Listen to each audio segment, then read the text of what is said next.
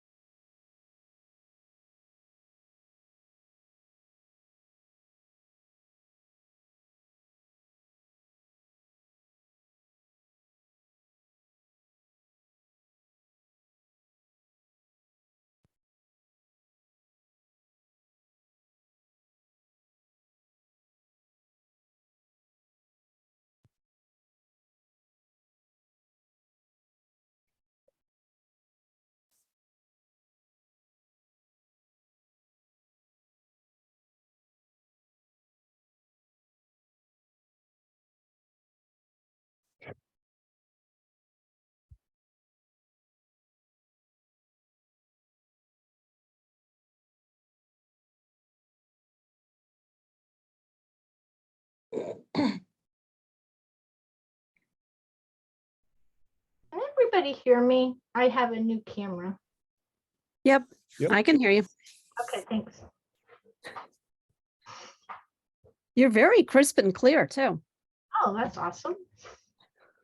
This is a test for the next 60 seconds. So Marty, what did you get new? A new camera for my PC, Oh, my you're desktop. much clearer than you've been in the past. Well, that's good. Hopefully I can share tonight without a problem.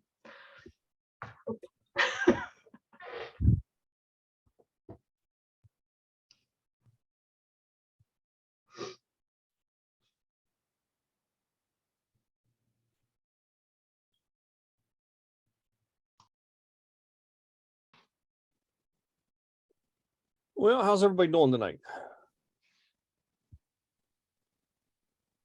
Good, Good. excellent. All right. Well, I guess we can get started. I don't know if Annie's joining us tonight. I figure Margie's probably still not No. doing anything. Annie's working.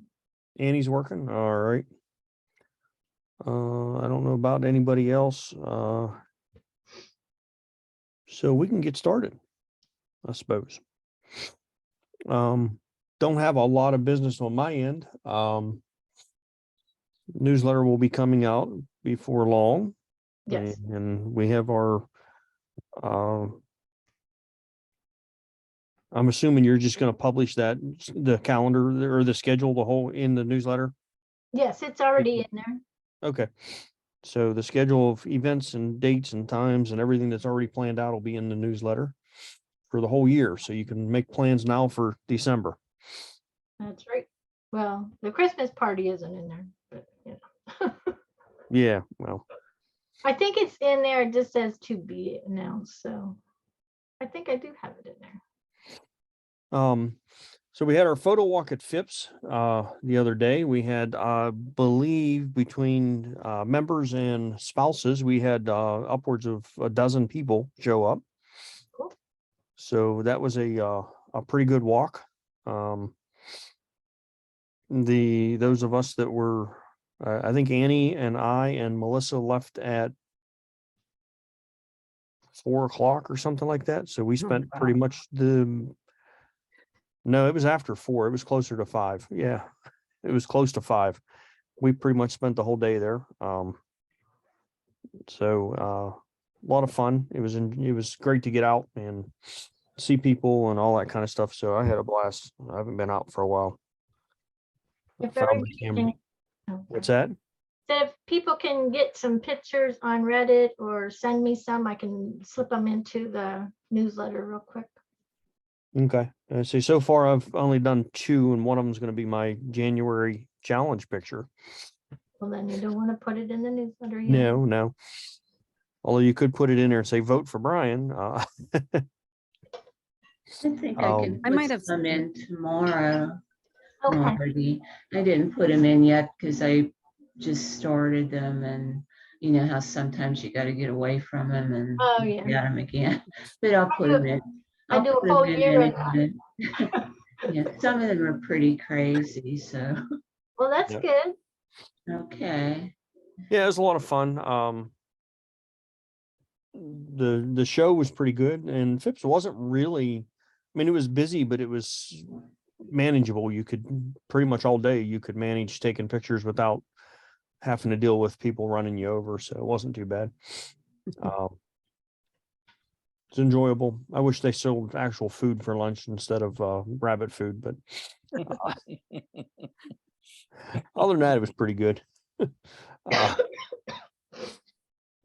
And I think that's really all I have, other than, let me pull this up just so I can make a reminder here.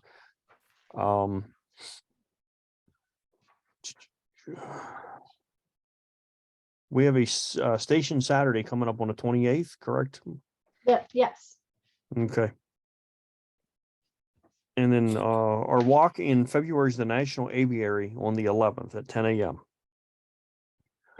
Jim, I'm going to let you cover the walk in March, because you have more information on that if you want. I mean, just as far as just what it is and when it is and that kind of stuff.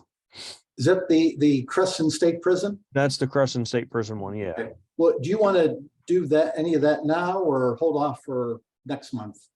Oh, it don't matter. I mean, it's one of them things. I think if we start talking about it now, maybe we get more people interested in it. Okay. So You I want me think to do that now, I think then? that's going to be a cool one. But I think everyone needs to know that it's going to cost a little bit of money to do it. Yeah, go ahead. So this will be off the top of my head. I might not get all the information. Well, first up, what was the date? The 19th. The 19th? I Yeah. do believe it is March. Yeah, 19th is what's on the calendar. Okay. So you do need to purchase tickets in advance. And as Brian had mentioned, it's for us, I guess it's relatively pricey. It'll cost $35 for a ticket, which gets us, oh, help me somebody, is it 3 or 4 hours? 3 hours. 3 hours, thank you.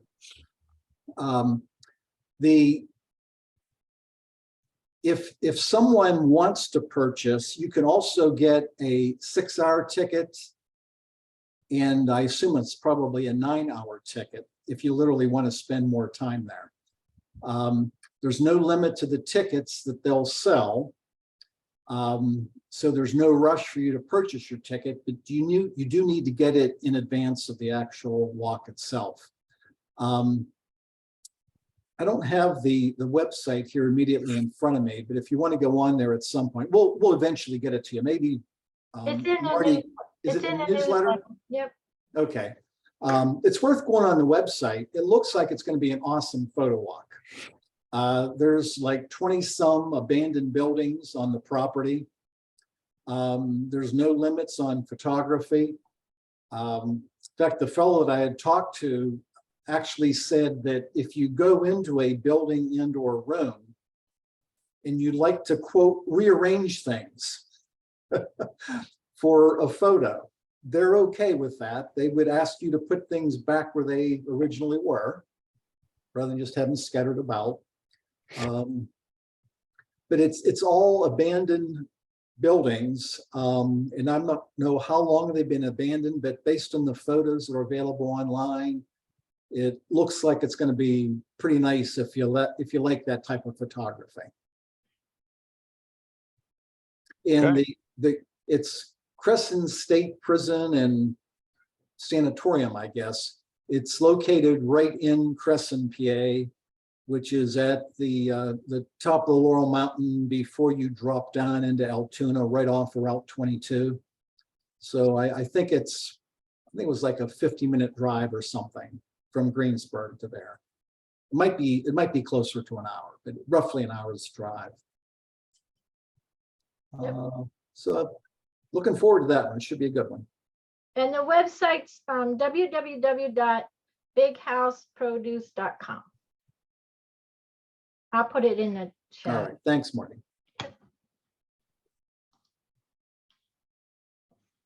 And Brian, what I will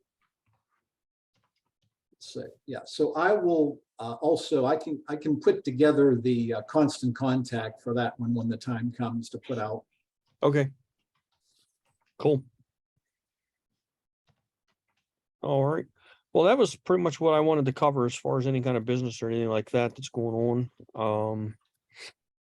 Yeah, so the schedule will be coming out in a newsletter, so you have an idea what pretty much the whole year, with the exception of a few things that we can't put times on just yet, but we will. So we will be having some meetings all that are face-to-face as well. There's one in May that's going to be at Marty's place. I can tell you that for sure. So, all right. That's pretty much all I had as far as that goes. What else we got going on tonight? Jim, you got news? Yeah. Do we have a tips and tricks volunteer? Oh, Marty? Okay. That is Marty. And we'll do some critiquing as well, because we said we was going to do that with every meeting. So we'll do some critiquing. And then I'm going to talk about doing some selections and masking in Photoshop. So question is, do we want news first or tips and tricks? I think Marty should go first. Oh, okay. Ladies before gentlemen. Oh, okay. So I'm going to see if I can work this time and it will actually work. So bear with me. All right.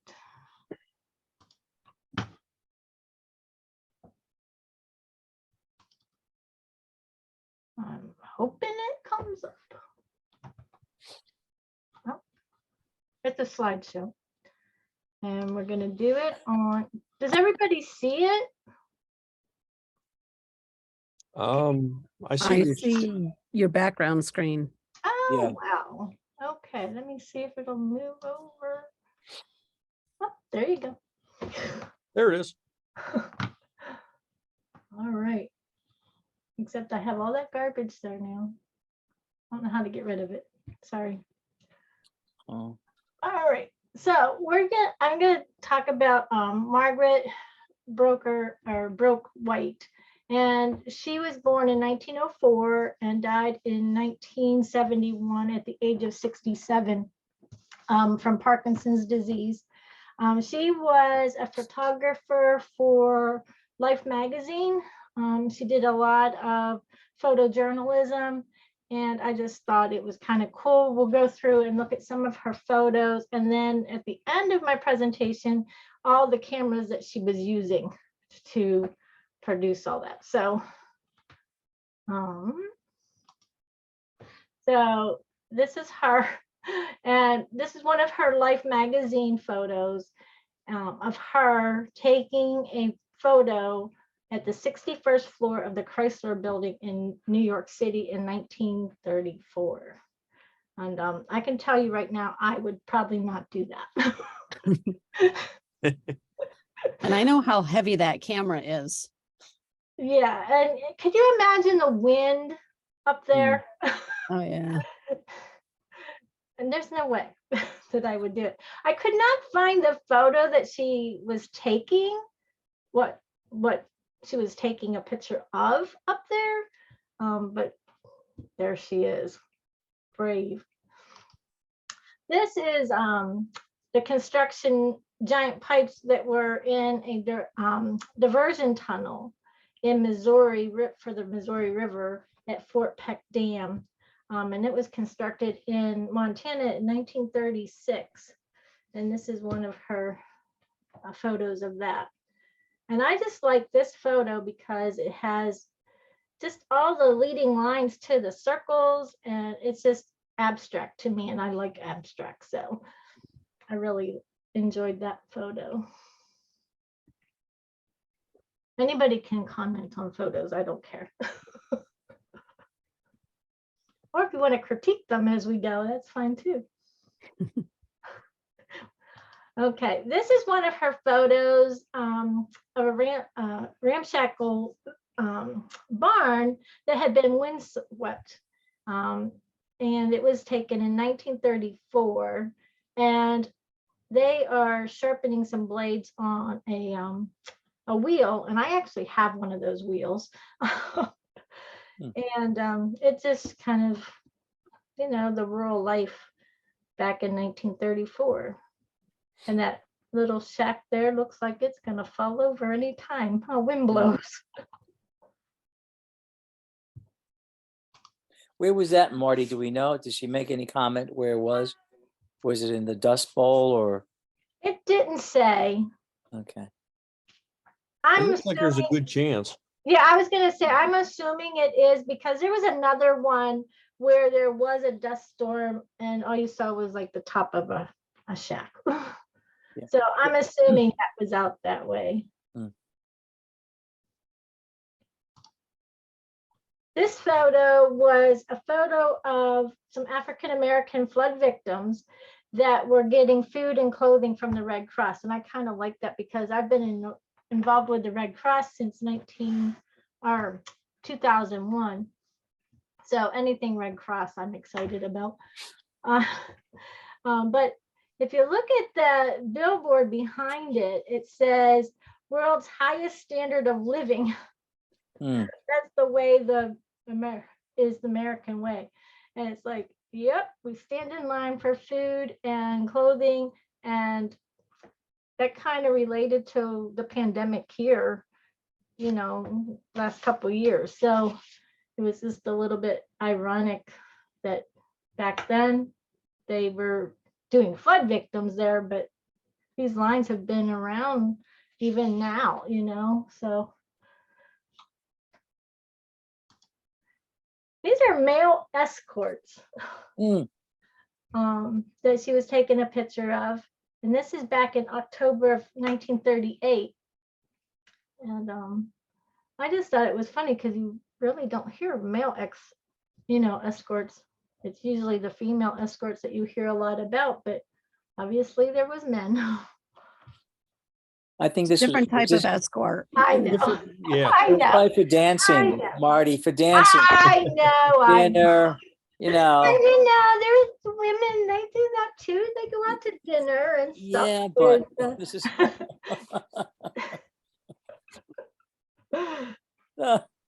oh my goodness. My camera can't be that good. Feel bad. This is an aerial shot of Manhattan in 1939.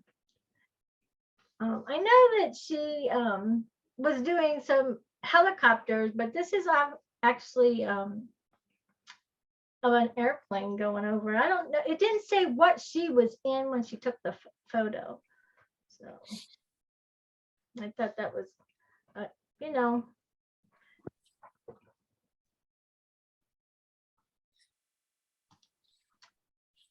And here's the Scottish Cameron Highlanders, Indian troops marched past the pyramids of Egypt in 1940. She did a lot of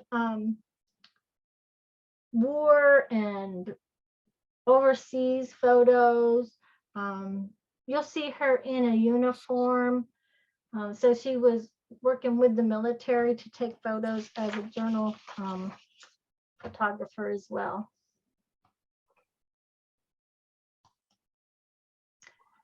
And I found, oh, sorry. I found this funny that this is a female camel mount. So like all those camels are females. And I kind of thought that was interesting. And that was back in May of 1940. But I liked how like the camels had that leading line of the camels and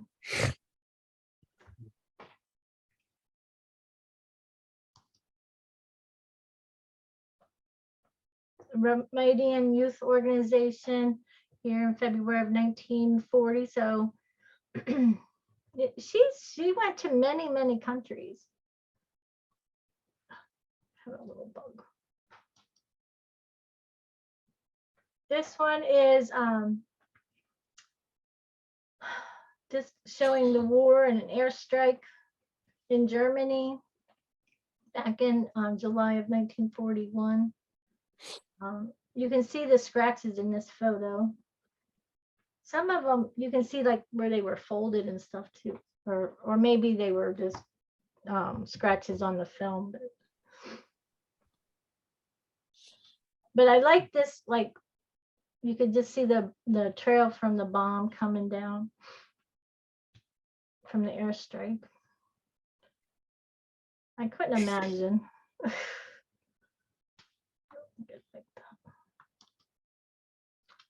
There's a bunch of Russian women.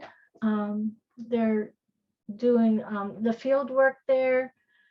So she went and was with the people, you know. It wasn't like just diplomatic type photography. She really got to be with the people and the wartime, and she got the expressions. I love the expressions on some of her photos and stuff. I mean, she just captured life. This one's an orphanage. I want to just adopt them all.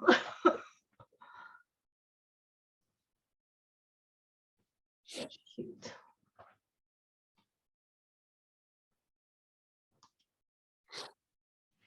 Here's female welders where they're in the steel mill in Indiana in 1942 because all the men went to war. So the women were in the industry working, and you know, I just thought that was a neat picture. We talk about light and stuff. Yep. You know, where we're always doing that light stuff. I don't know what I'm thinking here. But it captured it. So, and look how crisp and clear this photo is. It's amazing. Yay for big pieces of film. Yeah. These are two flyers of the 8th Bomber Command in England. As a child, I think that would look pretty scary.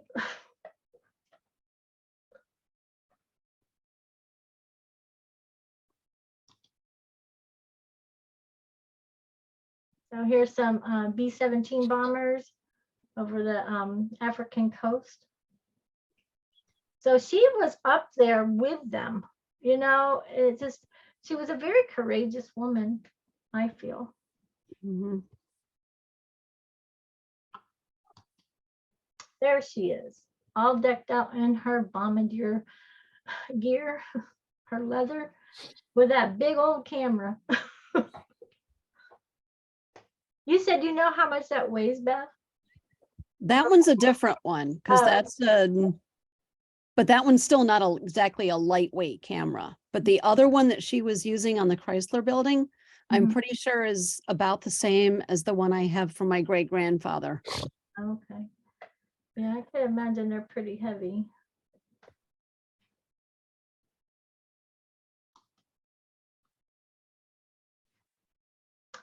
This is gunfire. So, I mean, she was right there in the midst of it all.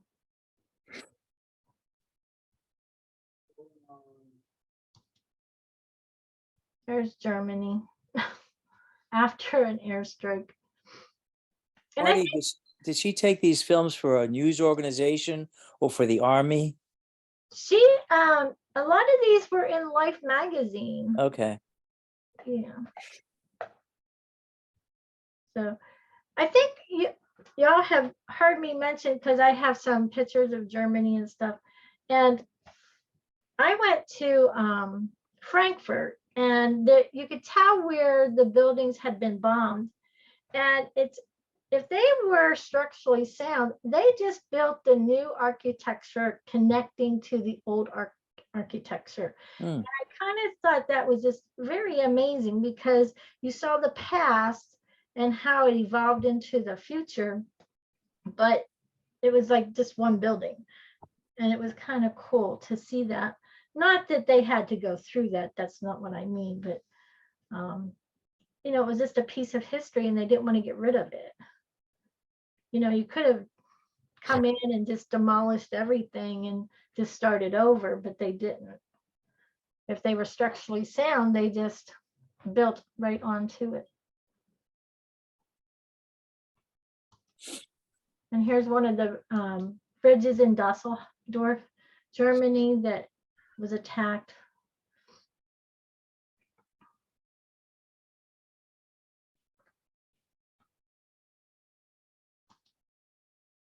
This was a chuckle to me.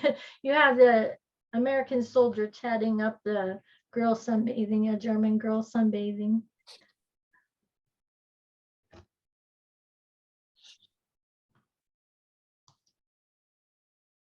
This is Muslims worshiping in a courtyard. And I like this photo because it just, of all the texture, the people all bent over, and that gives it that little like texture there. And then the drapes in the back for the shade gives you another texture. And then you have the leading lines of the fence. I don't know if you can all see that, the fence here and here.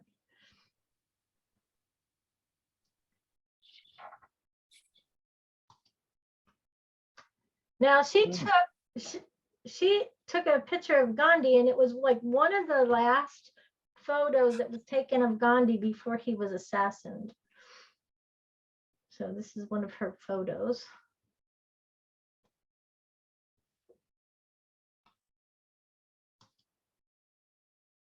And then this is African-American students in the brand new George Washington Carver High School in Montgomery, Alabama, back in 1949. So she got to be, you know, take those pictures there of the new high school.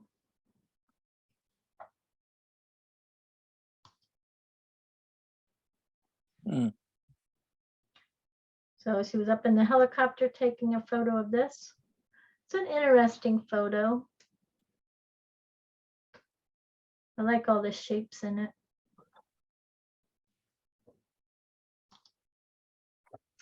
And then here's San Francisco in 1951, the fog coming in. Kind of reminds me a little bit of Dennis's desert photo. Just a little.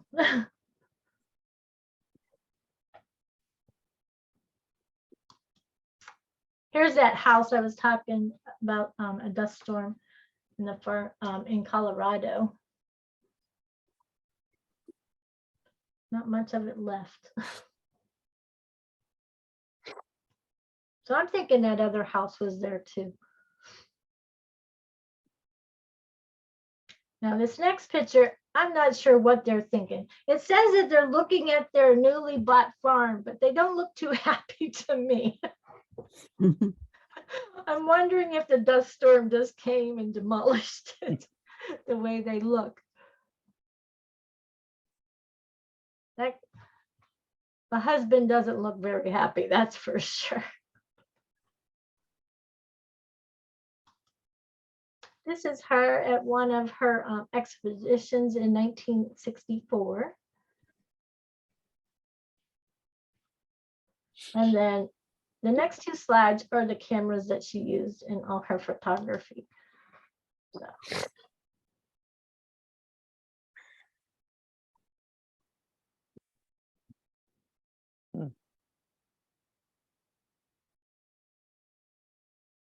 How do you like those flashes? I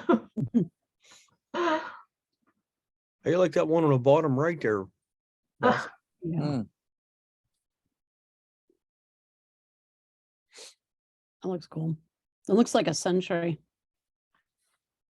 That one and this one were taken by by Eisenhower. It said so. That's it. I'm done. Very good. Thank you, Nice. Marty. Oh, you're welcome. Interesting. You got to give her Thanks, Marty. credit. She flying in planes and standing on the Chrysler building. No, no, no for me. I know. No. Well, let's see if I can figure out how to get rid of it. Stop sharing. Where am I? Oh, there it is. Okay. It's all you. All right. Thanks, Marty. That was good. Thank you, Marty. That was great. Thank you, Marty. You're welcome. Were the pictures good? Yeah. Yeah. Yeah. Yeah. All right. I'm just testing out my new computer finally, so I just want to make sure it's working great. It was good. Okay. Thank you, Marty. You're welcome. Okay, let me take a turn at sharing.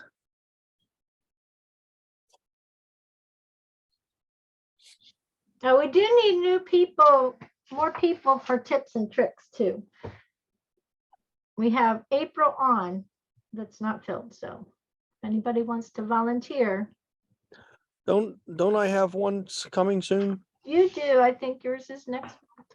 I think I've got February and Oh, Brian's yeah, got March, that's fine. maybe. Yeah, yeah. Okay. And then we don't have anybody, so Was mine? I thought mine was a specific thing. I would Was have to it- look. Okay. Hmm. If you get a chance, I can't remember. That's why I'm asking. Well, if none of us remember either, then you're probably in the clear. Okay. That works for me. Hold on. I mean, I'll look it up and I'll let you know. All right.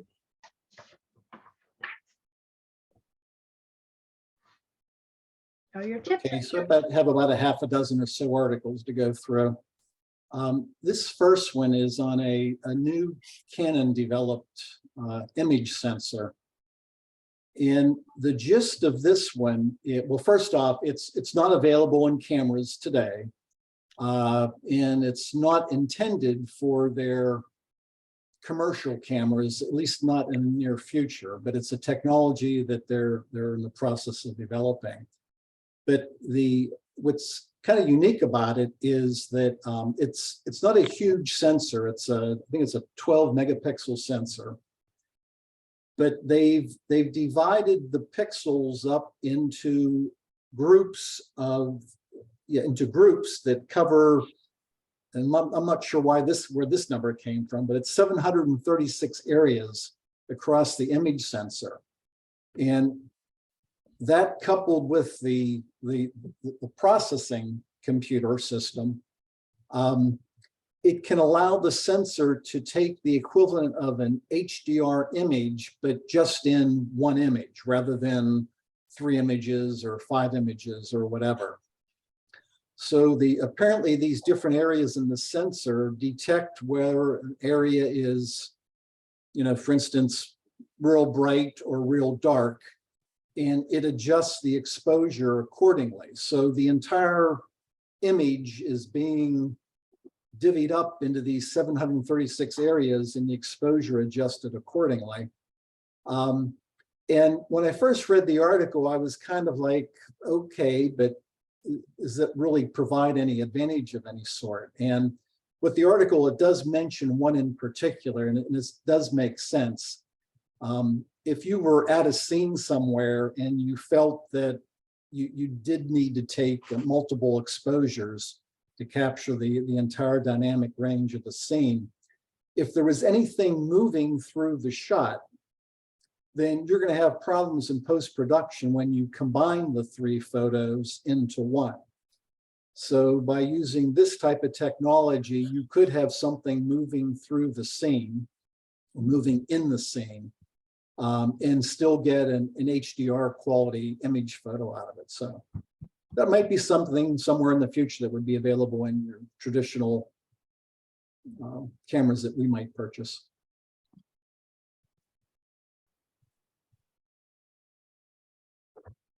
And if there's any stargazers out there among you, let me get back to the top of this one. So this service is supposed to become available sometime later this year, and there's been no price associated with it. But the concept is you sitting in your living room or basement or wherever you happen to be can operate a camera located on this satellite and basically program where you want to take a photo. And you would have control of the camera for somewhere like up to 10 minutes or so. Now, some of the specs on this thing make me wonder, just although it sounds like a really cool thing to be able to do, if you can afford it, but it's a Sony camera, and they don't tell you what type of Sony camera it is, but it's equipped with a 28 to 135 millimeter zoom lens. And the satellite itself is orbiting anywhere from 300 to almost 800 miles above the Earth.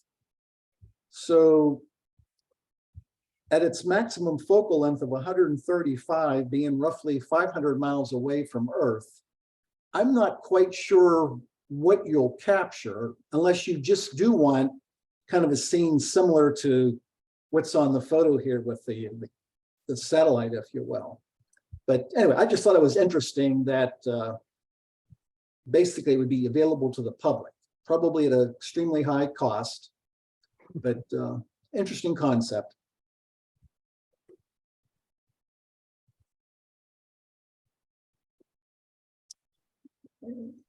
That may be a cool activity. We can all chip in and do one if it's expensive. Rob, okay, you just signed up to lead that effort. I'm sure the club will reimburse you for whatever it costs. We'll take it out of petty cash. I'm going to edit that part out of the video.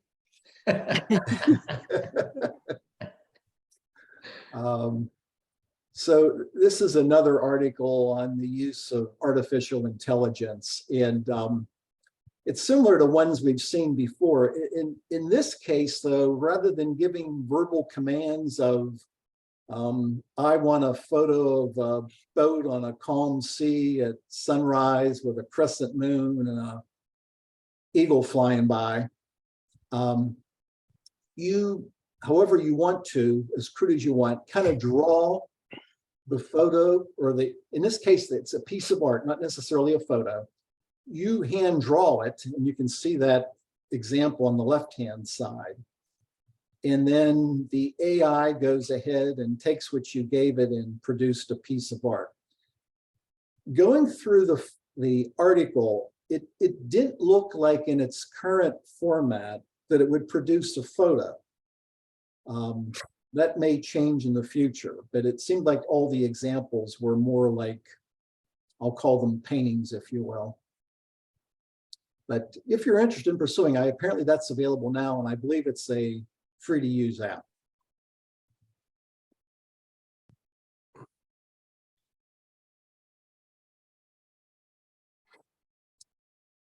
And this one here, this is kind of a strange one. So apparently, I guess the actual original video was actually made like multiple years ago. But as you can read the subject line, it's a fish supposedly died in an aquarium as it reacted to a camera flash. And it was a large tuna. And there's a short video here. It's only a minute long, we can watch, but you'll see there's a whole lot of people there and a whole lot of flashes going off. And late in the video, I believe it was a large tuna. It must have got distracted and swam at a fairly high speed into the glass.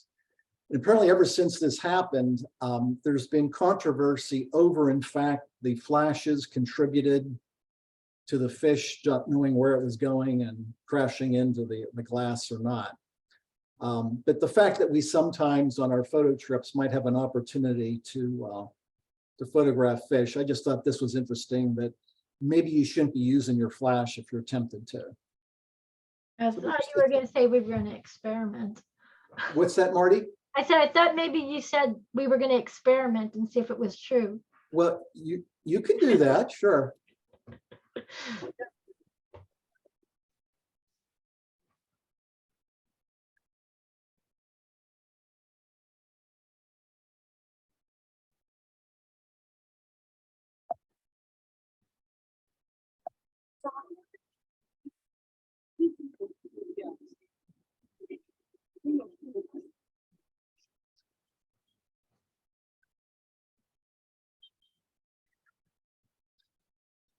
There it goes.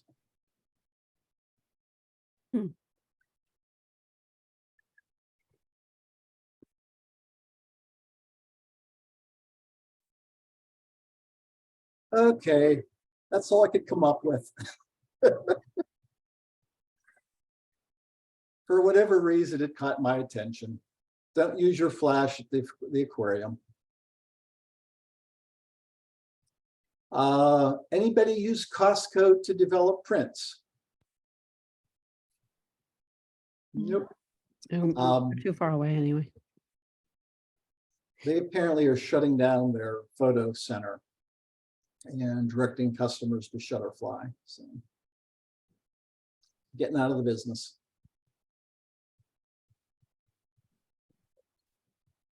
And those of you who are using Flickr might have already got a notice from them.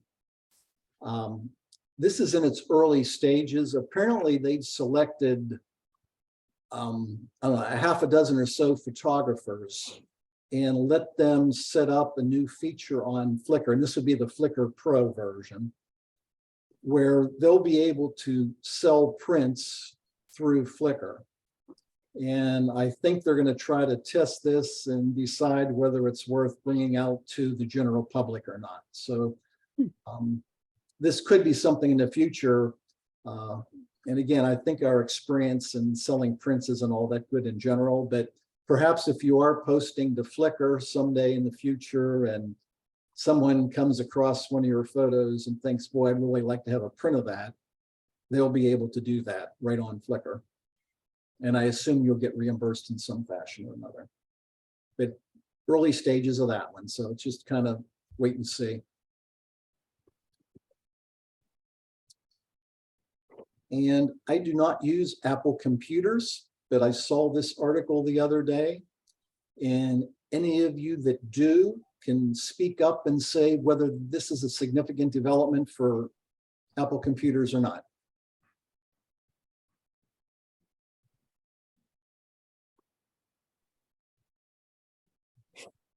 And if you're not aware of it, I will go ahead and post links to these things in the chat box. But DL, Brian, I know you guys use Apples. Does this mean anything to you? Well, it's typical as Apple, you know, they have to keep releasing new computers, faster computers, new computers, faster computers to keep selling them. And this is just their next version, the M2 chip. It's a little faster than the M1. you know, the CPU and GPU are going to work a little bit better. And with the M2s, I believe they're increasing the amount of memory you can put into them. Right now, I mean, the M1s are as fast as you can imagine, so I'm not sure what you can do with an M2, but Yeah, I think for the M1, it's, I think, sufficient enough for Photoshop, because I have an M1 and it's pretty fast. So I don't see any, at least for just Photoshop and Lightroom, the advantage of an M2. Maybe if you're a videographer and want to do fast editing on for videos, but the M1 is really good for the routine use of Photoshop and Lightroom, as far as I am able to experience on my computer. yeah, I mean, my computer's an M1 Max, with Same here. 64 gigs of memory in it, and I have no issues with multiple things at the same time running. And when I say multiple things, like Lightroom, Photoshop, and video editing all at the same time, it doesn't have any issues with that. So, you know, Yeah. I haven't run up against like I haven't noticed any problems with anything. And I've got an M1 Max and 32 gigs of memory. So even scaled down from Brian's, it can probably still do everything. I haven't had a problem Right. either. I've got the last Intel version before the M1s came out. And I have 32 gigs as well, and I have no problem. Yeah. Correct me, Brian, is for Photoshop the CPU more important than GPU? for Photoshop, yeah, CPU is what it uses the most of. When you start getting into video stuff, then your GPU. Right. But Photoshop uses both CPU and GPU. So, you know, the more of those things you have, the better off you are. It just, and all it does is speed things up. You can do things faster. So, Right. you know, that's really the advantage to it. And when I say things faster, like I can render a video that was, we'll say we'll say the video of this meeting tonight, which is a 2-hour video. Before and I'm not rendering it. Zoom is the program renders the video at the end of the night, saves it as a file that I can upload to YouTube. And with my previous computer, which was a pretty good Mac, it was an Intel Mac. It would take about 25 minutes or so to render that 2-hour video. And I shouldn't say render, that's not really the word, but to save that video into a file that could be uploaded. This computer, it does it in about 12 minutes. So it cuts the time way down. Right. So The thing with the cloud version of Photoshop, in order to access the new features, I had like a 2013 computer, which was fine. But I had to upgrade to a more recent computer, mainly because Photoshop would not allow me to do certain features of it and all. So that's limitation, as well as the operating system. Apple kind of stops after a while. Catalina is the last one that I was able to do on that computer. So it's both of them are limiting your access after a while. Now that was 10 years, but you know, it's good. It's still a good computer. right. Yeah, and that is one of the things that Apple does is after so many years, they stop upload or updating and they stop support for their computers. Right. But it is, I mean, it's not like, I mean, it's quite a few years. It's not like 3 or 4 years worth of Right, computer. right, It's right. you know, you're talking upwards of 15 years on for the most part. So anyhow, good, Jim, or Right, whoever was well, next. thanks for the input. I appreciate it. Yep. Okay, that's it for me. Let me stop the share.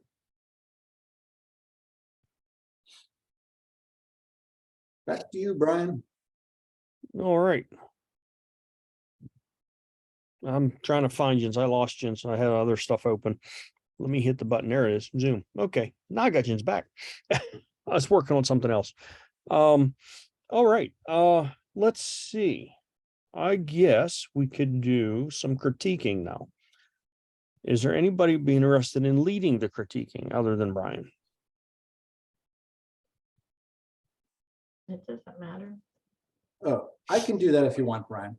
If you want, because I am doing the talk tonight and next week and the following week and the following week after that and the week after that. And Well, let me ask you this. I'd be happy to do it. Do you want to do your presentation though first, and then we'll just do the rest of the meeting critiquing? It's up to you. no, go ahead and start your critiquing. That's what I he's only need, finishing up. I really only, what's that? So that's what he's finishing up.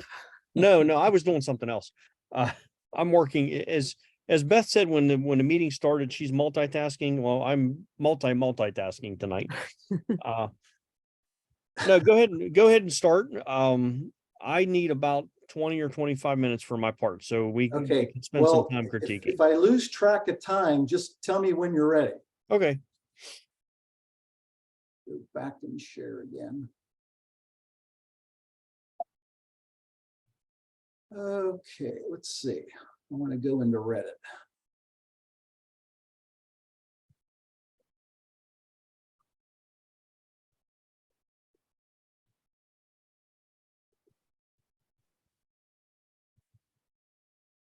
Let's see. Brian, hey, Brian, can you still talk? Yeah, go ahead. Yeah. I know we did critiques the monthly meeting, and I think it was we were in the December photo contest? Yes. Yeah, I believe that's where I was at. Yeah. Okay, let me find that.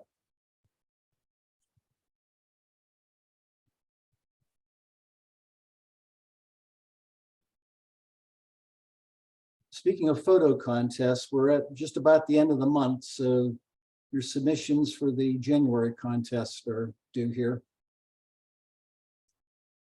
Okay. I know we did that and that and that and that and that and that. Beth, did we do your drum? No. I don't think so. Okay, we might as well start here.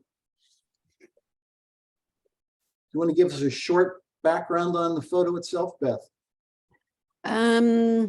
It's a little like foil kind of drum ornament on the tree. And I don't remember which lens I used, but I know it was a lens baby, and I know I stuck a different aperture thing in that gives you the little star thingies. Beth, I'm sorry, did you say you had a filter on that gave you the stars? It's like a extra aperture, the way Lens Baby does it. Oh, okay. They're little shapes that you can stick in with magnets. Oh, I mean, actually. well, I like the effect of the starburst. If you give me a sec, I can find. Anybody got any comments?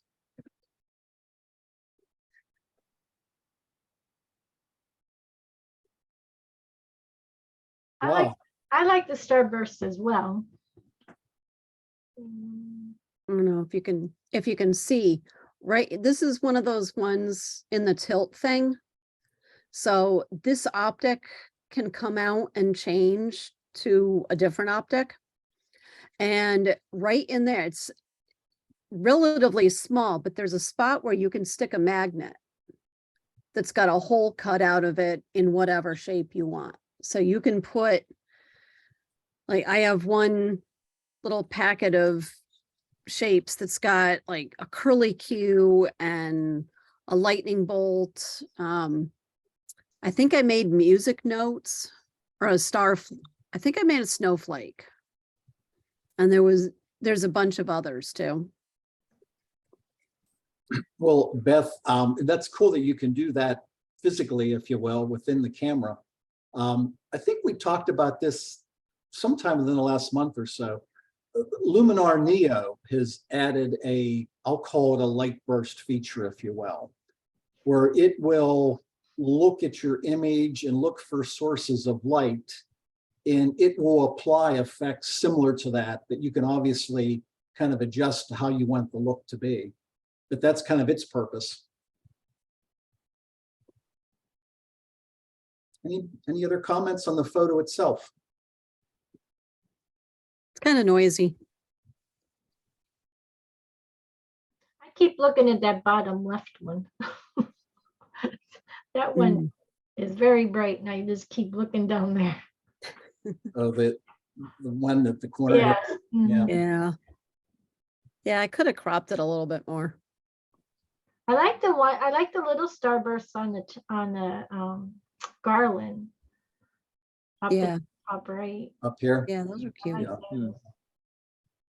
Yeah, it's a cool effect. Any other comments? I like the lighting.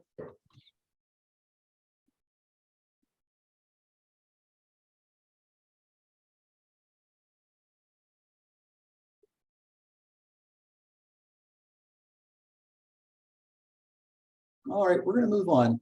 Maybe people will warm up here as we go on. Mhm.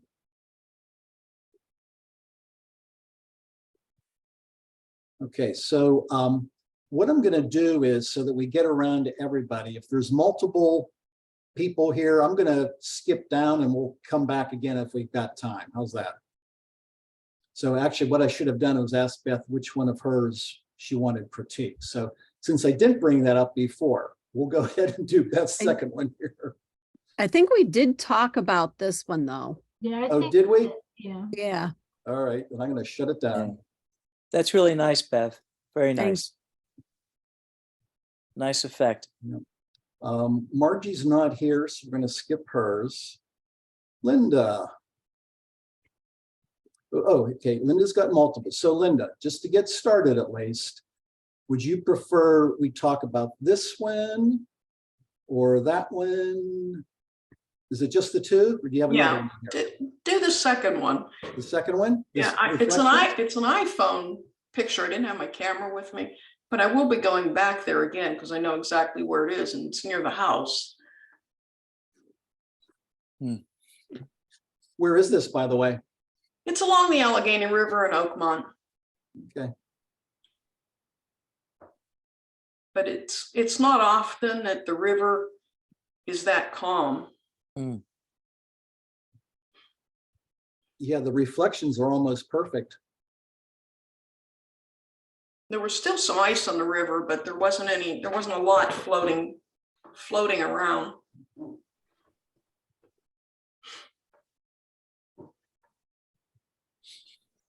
Anybody? Well, I'll take a first stab at it just to get the conversation started.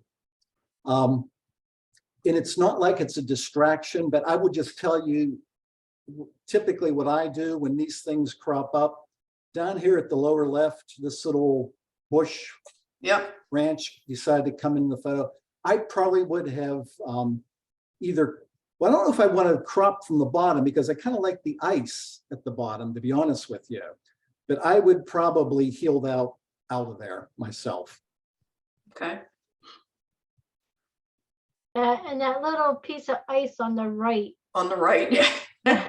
This one here, Yes. yeah, And the car. yeah, and the car. Old Route 28. Yeah. Yeah, It's I easier tell to you- get rid of them in post than it is to wait for a clear Until spot. there's, yeah, especially over there. And Linda, we were talking about HDR before, and it's, for me, just looking at the photo here, I can't really tell. This looks like it could be blown out, but you'll have to be the judge of that. I'm trying to think, I can't remember where the sun was going down, but it might have been right above there. But that's something I could probably get rid of too. With practice. Yeah, Again, it was just the iPhone, and it was like, I like that. And I took the picture, and I still like it, but I'll get it with my camera someday. yeah, I like it too. I remember thinking I would have voted for this one, but that backwards sign right in the middle there, I think, those little distractions. This Mhm. here, Yeah. Oh, yeah, that there it is. really- Yep. Yeah, I thought that, and then the car and just that little stuff. But other than that, I really like the photo. Cool. I think I voted for this one. And it's because I like those kaleidoscope things. And it reminded me of one that I have made. I just like the reflection. I like the trees in the reflection. It's very clear. Your reflection's very clear, like where you can see the details of everything. Like you can see the car in the reflection. You can see the sign. So I mean, I liked it. I kind of like the sky with all the clouds. However, I would have taken the highlights down a little bit and brought some more like dramatic color to it. But overall, I liked it. I liked how the hills made that V. Mm. So it brings your eye directly into that little center tree. I'm all about trees, so. You'll see it again someday when I have my camera with me. Try to go during the winter, like this one, Okay. because I think the bare bones of all of the trees look cooler than they would if they had leaves Or on them. leaves. Mm. Okay. Or even try to get it in multiple seasons. Mhm. That would be cool. Excellent. Thank you. anybody else? All right, nice, Linda. Thank you.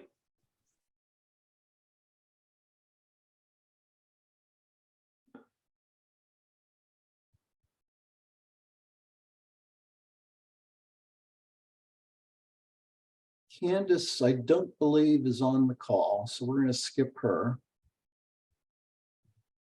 But we talked about her leaf. We Anyway. we talked about this because this leaf, I think, was first place, wasn't it? Yes. Mhm. And Alan's on. Alan, let's see, here's 1, 2, just the 2 of yours? Yes. You want to pick one? How about the bottom one? I like that one.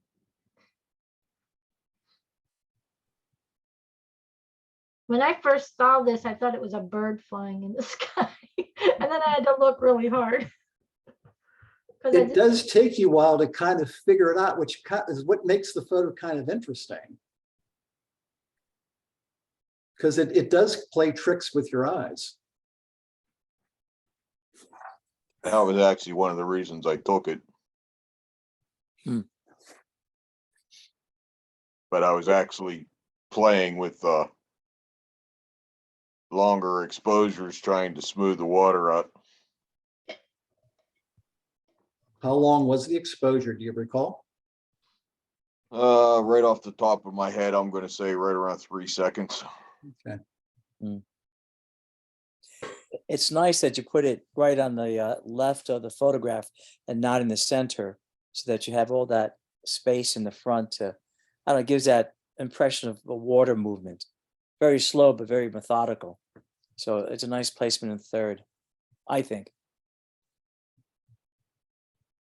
Well, Bob, you know what's interesting now that you say that, and I didn't think about this before.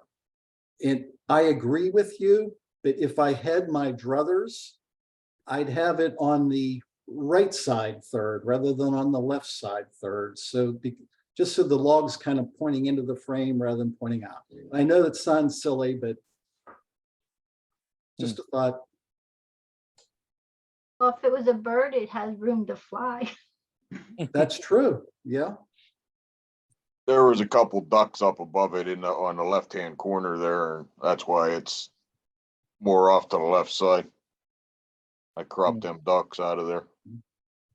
And it looks nice, black and white. I'm curious, what did the color look like? I actually like the color version of it better.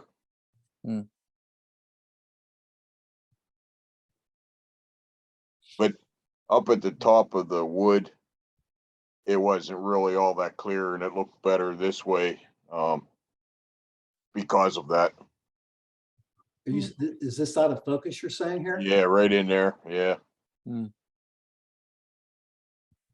Yeah, it is.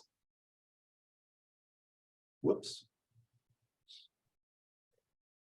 You know, Alan, It you has could have, I like the look of it, the look and Yeah. feel of the photo. yeah, I would have added more darkness to it in some of those areas to kind of bring it out more, make it more distinguishable.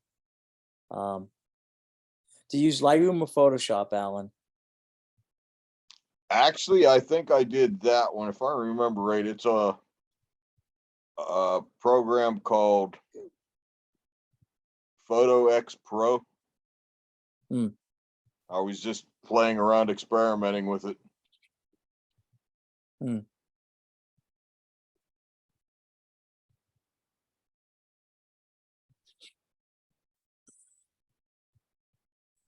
Any other comments? It's interesting. I mean, it's you have to think about it. I think if it was in black and color, there would be no imagination put to it, I think.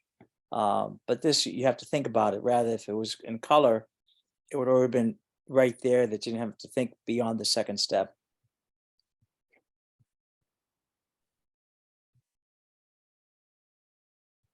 Okay, nice, Alan.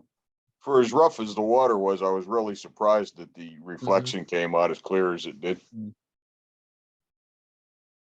Well, Bob, getting back to your comment, what would you have suggested Ellen do from I think you were kind of suggesting either contrast or dodging and burning or. Right. Yeah. In other words, to kind of bring out the texture of the wood, make it a little bit darker, those dark streaks, maybe just a slight accentuation, just to kind of bring it forth. And that's what I would have done. Just a little bit, not a lot, just to kind of add some two-tone texture to it.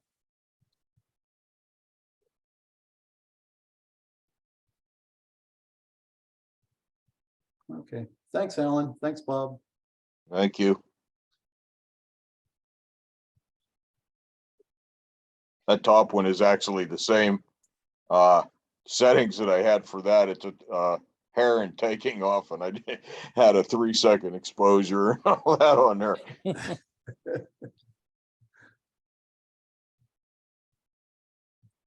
Well, this looks like a great photo.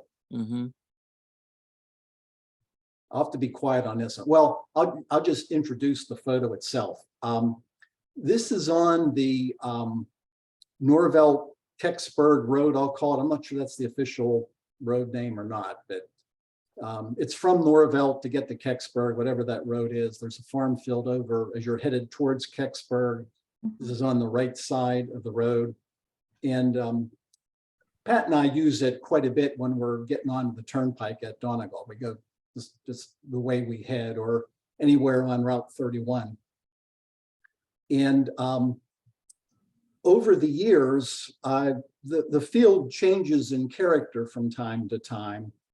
And this particular day, we rode by it, and on the way home from Donegal, and I went and got my camera and went back later in the day and got it.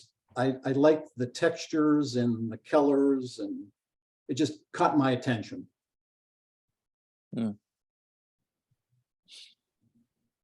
It's certainly unique. I like look at the ridges. It looks like a carpet that's kind of folded on itself, both on the right and on the left. So it adds a little bit of uniqueness to the photograph. Plus the line, I mean, the leading lines or the curvatures. Very nice. I like it, Jim. Very nice. Did you go up that side road towards that house? What about the road?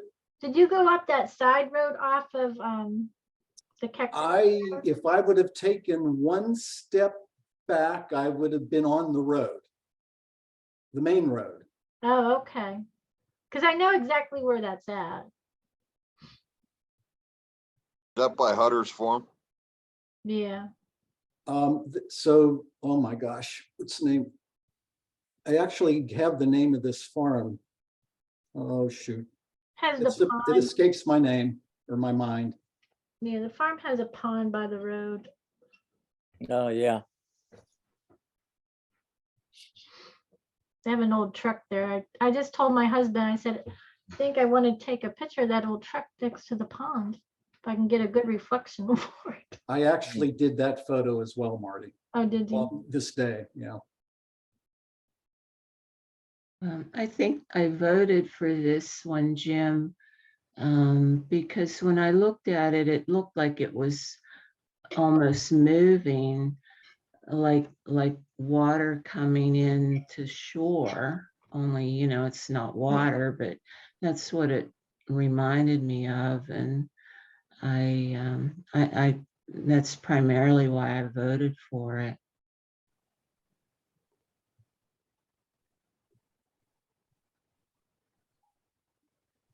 I Okay, like all thank the you. textures too. I'm sorry, what? I said I like all the textures too, and besides that, it makes me think of spring instead of winter. Mm. Yeah, you wouldn't have thought that was in January. I agree. I thought about carpet too, especially on the right-hand side, and the lines are so uniform. It's really cool. One of those old braided carpets. Yeah. Yeah. Well, I tell you what, I will fess up to this extent. I don't do a whole lot of strange editing, but going back to Bob's comment on Alan's photo, these ripples here in the field, if you will, I mean, to me, they did stand out, and I think they did add to the photo. I did some burning on the shadow, not an extreme amount, but just a little bit to bring those ripples up. I did it here and here and there. I think along here, and maybe somewhere down in here as well, just to try to add a little bit more contrast to the photo. Yeah, it looks good. Mhm. Nice, Jim. Thank you. Okay, so let's leave the photo contest. And Brian, we still doing good? Yep. Okay, let's go to the photos that asked for critiques and see what we've got there.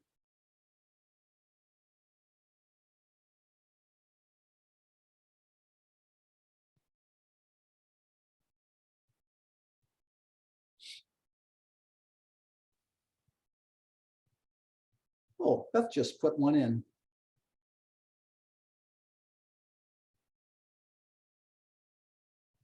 Something tells me that's from Phipps. Yep.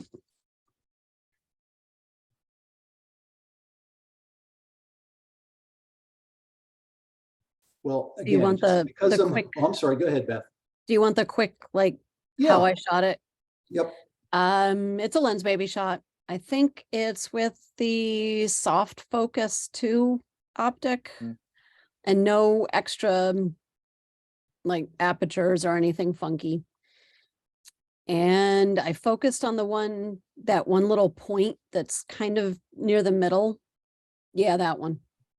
And in post, I did bring the sharpening up just a little bit on that one and the two, like the one right behind it and the one to the left. Yeah. And This one doesn't look like it got sharpened. well, I mean, sharp is relative with a lens baby.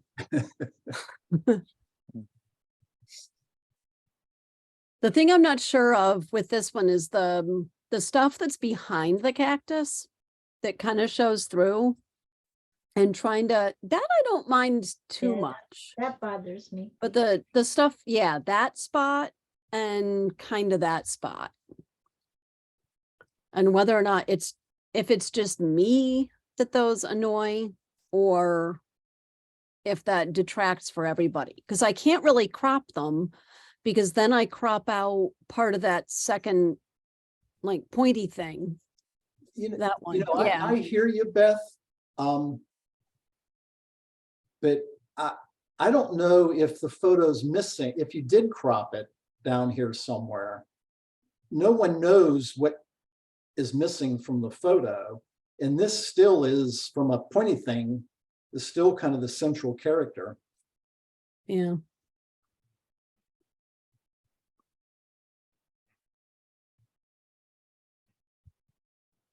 But I thought they were really interesting. Just Yeah. the shapes of them are kind of cool. Beth, I did you like how crop my it just eye to- just goes right Yeah. to this one. Right. It's, I mean, it's, Yeah. Yeah. Beth, did you intentionally crop it to give focus to that center petal? I shot it that way. I don't think this is cropped at all, actually. Okay, okay. How about black and white? Did you kind of play with black and white just in case? I think I made a black and white version. How did that look Um, compared to this? I'm looking.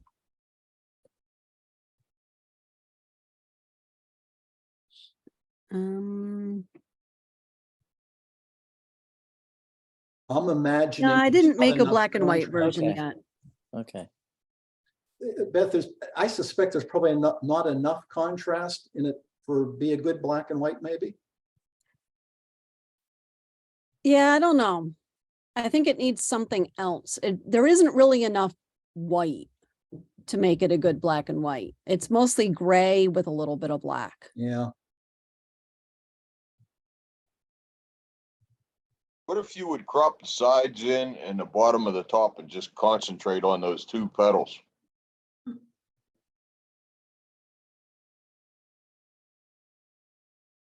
So, hey, Alan, tell me that crop again Come in on the sides. from here.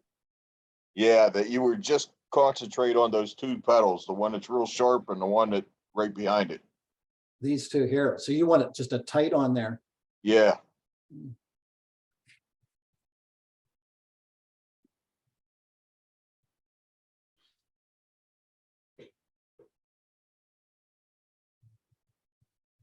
Mm, I think if you did that, it would bring your eye to the, well, it depends on how far you put it in, but the green leaf up at the top, I think would be more distracting. I like the overall, it has a blueness to it that I kind of like.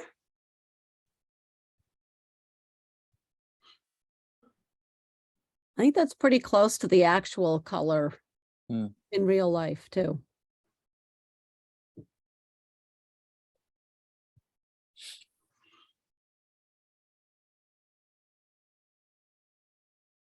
Any other comments?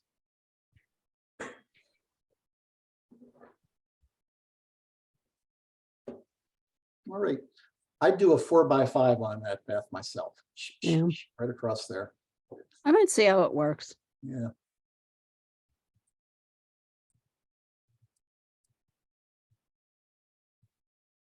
Oop, who's that?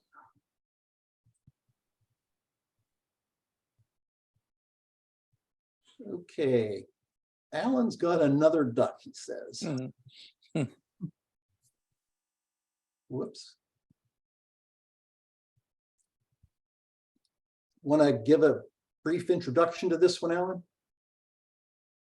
Oh, this was one of them ones I was just sitting in a car and it was right there beside me.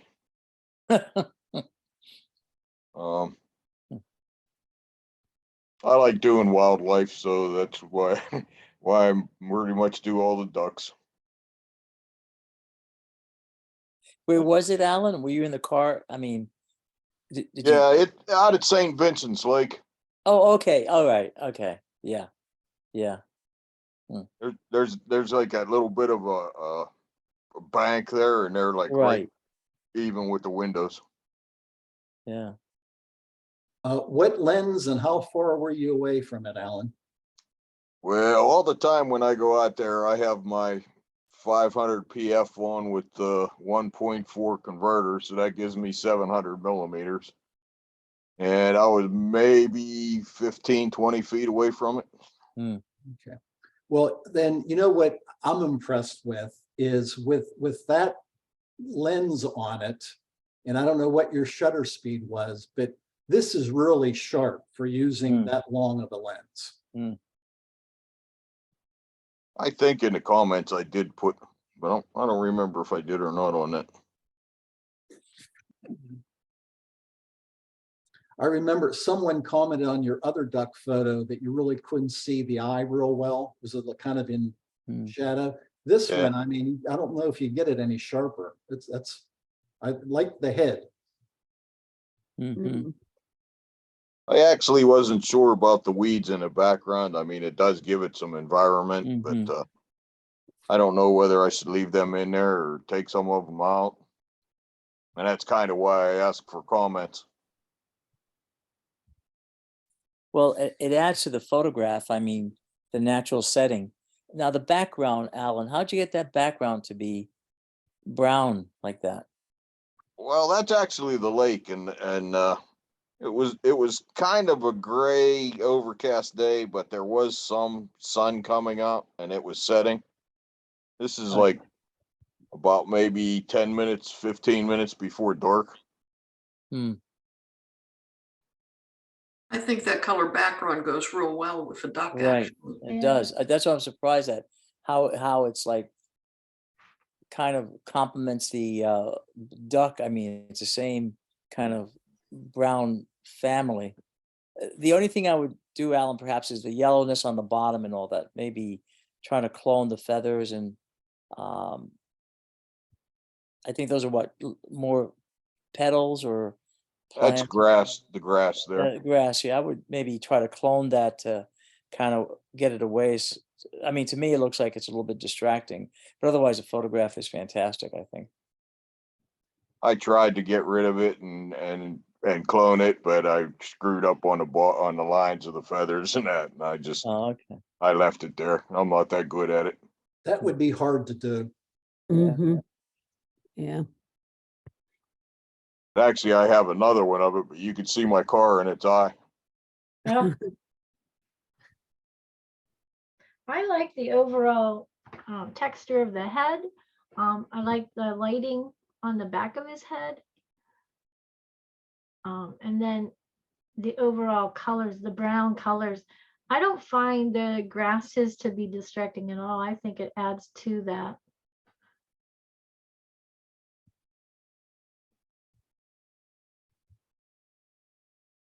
Wish he had his wing tucked down a little bit to get rid of that blue feather underneath there, but Oh, well, that's a feature of the duck.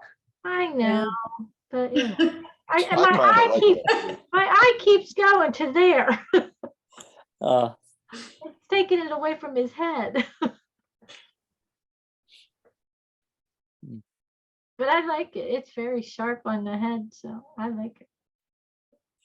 did you print this at all, Alan? I mean, because this would be a nice mounted picture. Actually, I want to, and that's kind of why I was asking about the foliage, for lack of a better term, in the background. I didn't know whether to leave that or get rid of it. No, I'd keep it. I would Alan, leave I it. agree with everyone. I would keep it. The Mhm. only piece that is, I don't want to say it's bothersome, but this one of all of them is the one that sticks out the most. Maybe with a little effort, that one could be cloned out, because everything else is much softer and you know it's in the background. That's of all of them, that would probably be the only one that I would consider even remotely distracting. Like I would just try to blur it a little bit more. Yeah. Lighten it. And maybe Well, get rid of so, those. Alan, getting Beth's comment, I don't know if the software you use, but there is a blur tool that you could apply just to that. I think maybe that's what Beth was suggesting. Mm-hmm. Yeah, do I'm that all not the that time. techie yet. I think I kind of thought it complemented the one that's like right straight across from its bill. Yeah. So I was going to take that out completely, but I kind of thought it complemented with that one, Yeah. and that's why I left it there. Yeah. The only thing that bothers me about the background, there's just up on the right top there, that little half circle or something. I would probably get rid of that. But I think it's okay the way it is. I didn't even notice that. Yeah, that was the only thing I saw that didn't look like it really needed to be there. Other than that, I think it's a beautiful photograph. I go out there all the time. I've been finding there's an eagle out there, and it seems like every time I see the eagle, the camera's sitting on a passenger seat or in the back or something that way. Did you do any color grading on this, Alan? The brown color overall, was this how you shot it, or you did some color grading? I did it on the background. I did a little bit, but I didn't do anything to the duck. Oh.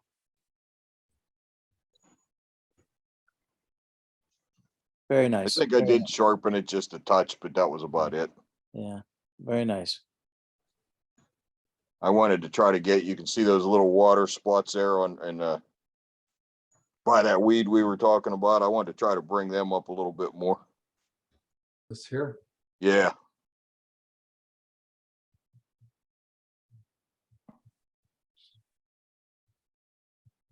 Okay, nice one, Alan.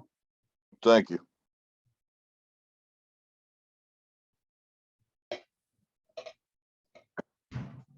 Hey, Jim, if you want to do one more, then I'll do my thing. Because I got some nice comments on this one. Let me see if anybody else is down here. Okay. We got a Beth. We've done a Beth. And we did that one, I think, anyway. Yeah, Oh, we did yeah, before? we did. Yeah, those Oh, two we okay. did. Yeah. Oh, we did do those before. That's Yeah. right. Okay. All right. Real quick. I really like this. And Yeah. I didn't have a chance to say it, but I really like how the bands in the field are not just exactly parallel. It looks like ribbons. It's just cool. This was taken right across the street from the other one, right? It was. Yep. Not that I know where it is. I like the old tree up there, Yeah. all twisted. I actually thought about doing this field as well, because we just went over to Chet's garage and I saw it and it's like, oh yeah, I like that. You beat me to it, Jim. Sorry. That's okay.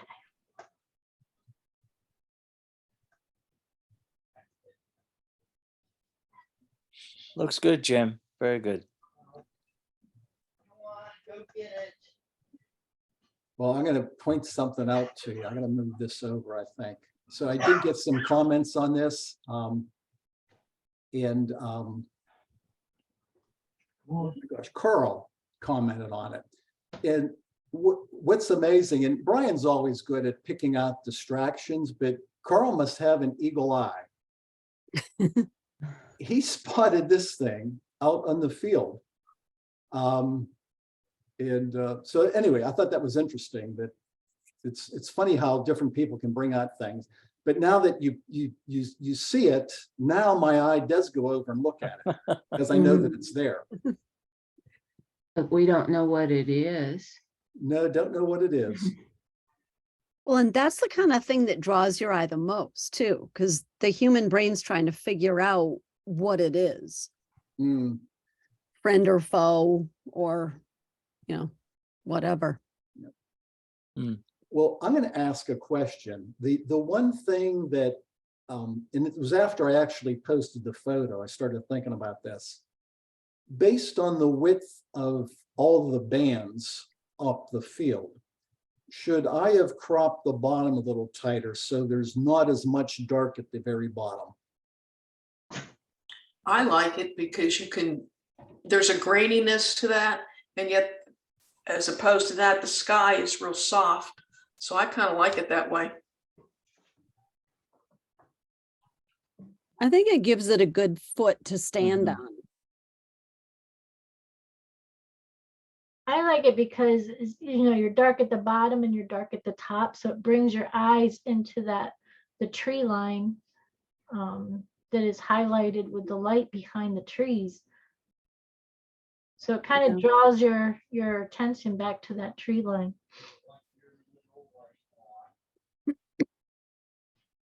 All right. Okay, thank you for the comments. Okay, Brian, I'm gonna turn things over to you.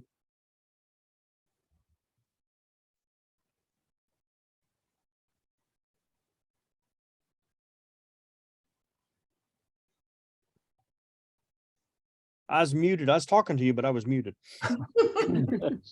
So, all right. Last month we talked, I talked a little bit about doing some masking or selecting in Lightroom. And there were some questions about Photoshop, and I wasn't quite sure how to do it because I haven't used Photoshop for a while. So I did a little looking into Photoshop. And again, as we all know, I could have looked into Photoshop every day since last month and still would not have learned everything that Photoshop can do. So, but we're going to look at a couple just little things, just kind of brush into doing selections and masking in Photoshop. And I know that there's people in here that use Photoshop way more than I do anymore. So if I screw up, feel free to say, no, that's wrong. Or, hey, there's an easier way to do it. Jump in and tell me. Anyhow, so let me bring a Photoshop up here. Let me do a screen share. I've got 28 screens open. I think we'll share that one.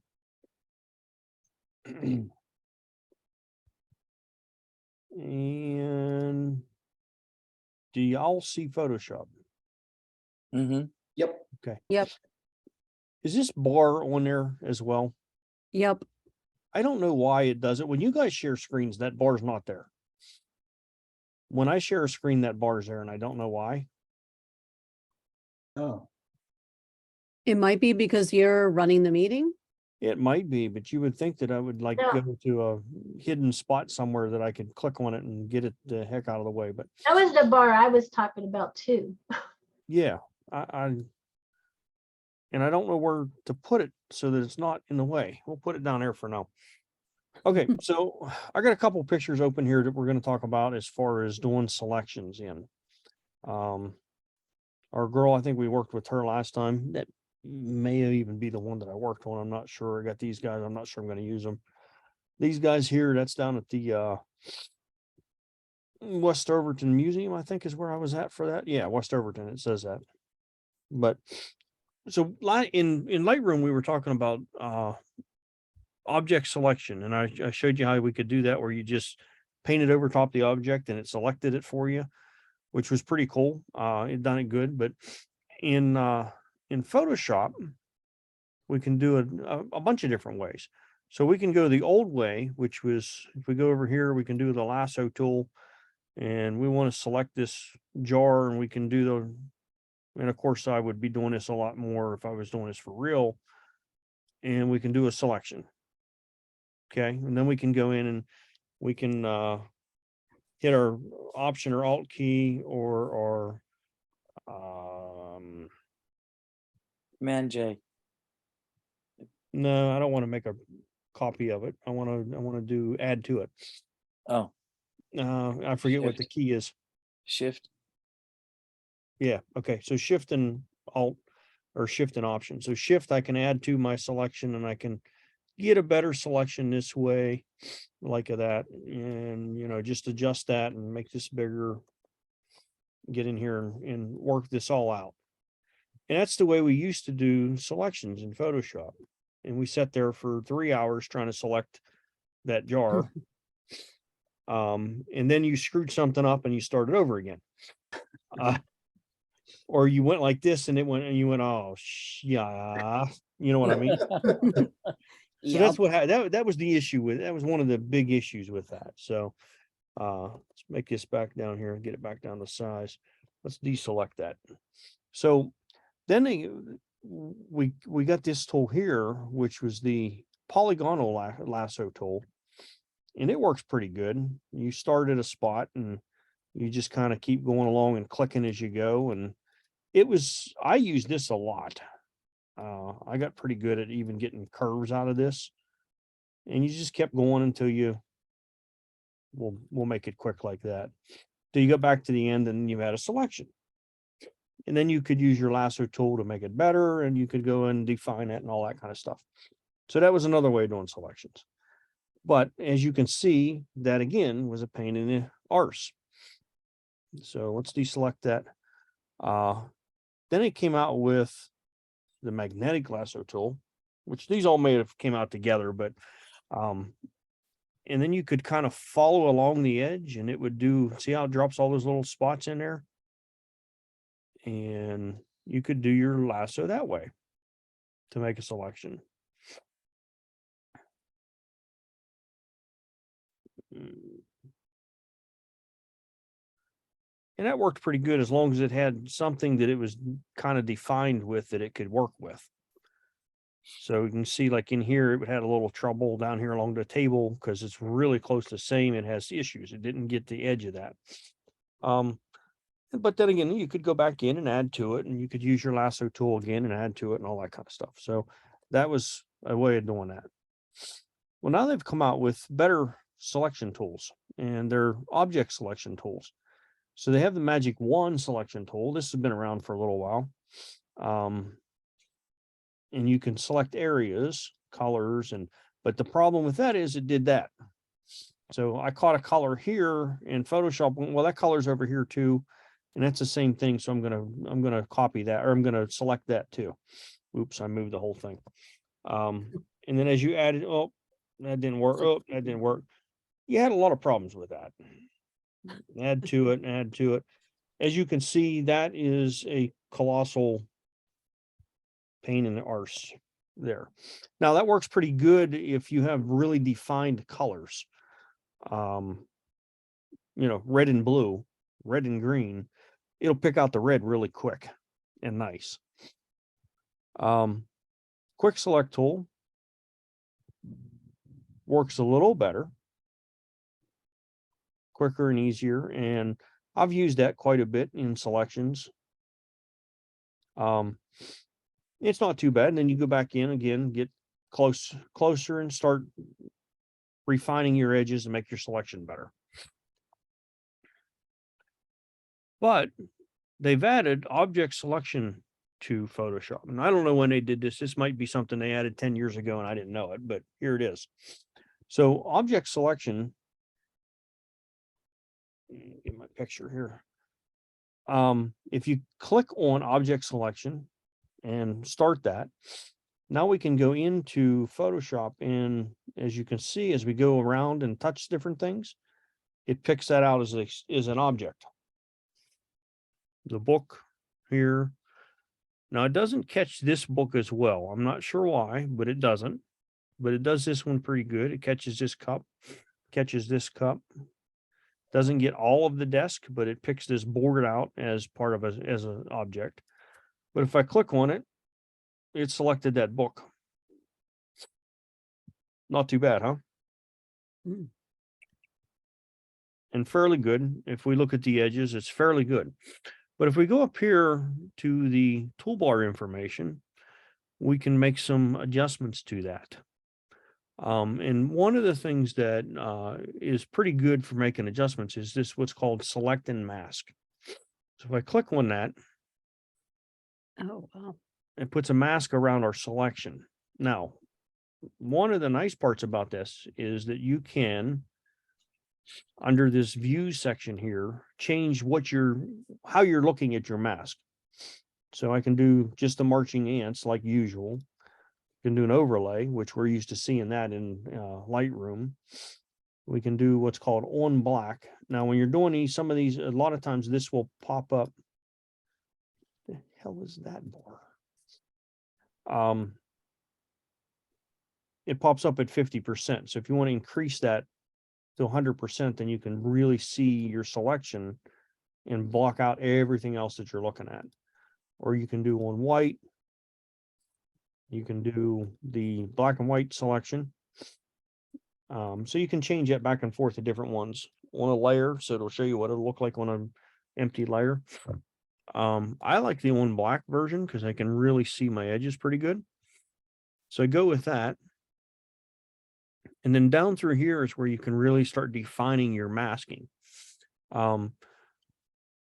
Edge detection. You can up your radius on that. Now you can go way up and it does that. So of course you don't want to really do that. But if you work with this radius just a little bit in the 2s and 3s and 5s, it will pick a better selection of your edges. Now, if I go up here and I click show edge, it's going to show me just the edge of my book that I'm selecting. So I can see this change. And when you have that like that, that's too much. You want to get that pretty close to just the edge. So real small amounts of just a wee little bit of edge gets you a better selection of the edge of that book. And then you just click that back off. You can see what you got going on.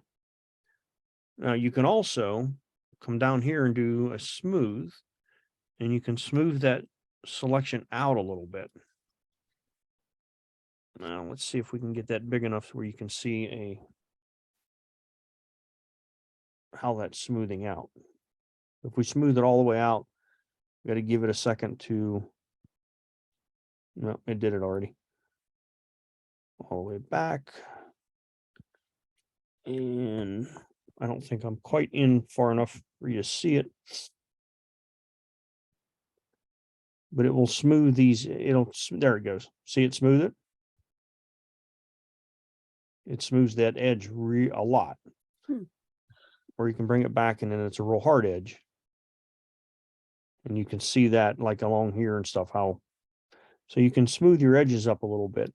And that's helpful when you're selecting maybe, a person or skin or something like that. So you can get a little bit more of a smooth. Now you can feather that out a little bit too. You see how it feathered out the edges, but it does also make that selection a little bit blurry. So depending on what you're going to do with your selection as to whether or not you want to feather or not. And then you can add contrast to that edge. If we go way up, you'll see how real strong that edge gets, a real nice black and white contrast. A little bit of there is good. Now, if you wanted to move your selection, you can shift it and it shifts it out a little bit. But the problem is it shifts it one way and you lose some down here. And that's easier to see in onion skin, actually marching ants. So you can see if I do this shift edge, I go up here, but this down here goes in. So you lose selection on it. It shifts everything, not just one direction. So you got to be careful with the shift edge if you're messing with that. See how it went back to my book itself. Go back to on black. So that's a way of redefining or defining your selection to get a better selection of what you're looking at. Now, there's also what's called an output settings for this. And you can click on this, which is decontaminate colors. If you click on that, it will give you a better selection. Now, this decontaminate colors works much better with hair. But when you click on that, you only have a couple choices as far as how you want it to output back to Photoshop. Either as a new layer with a layer mask, a new document, or a new document with a layer mask. So for what we're going to do here, we're going to go ahead and just do a new layer with a layer mask and let it output that.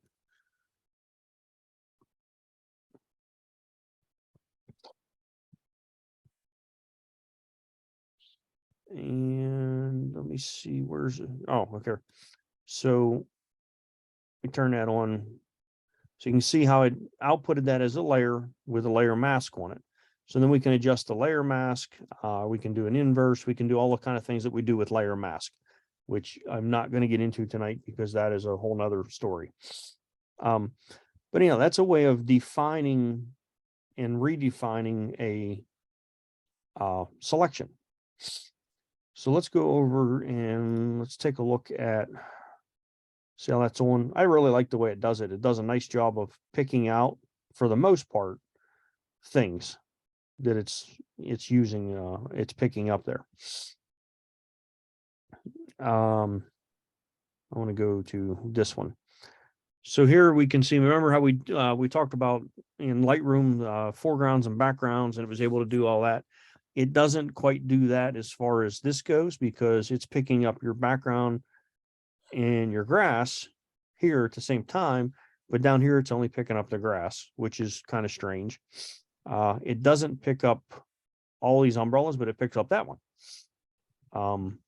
It doesn't pick this building up, but it will pick up this girl or this girl or this guy.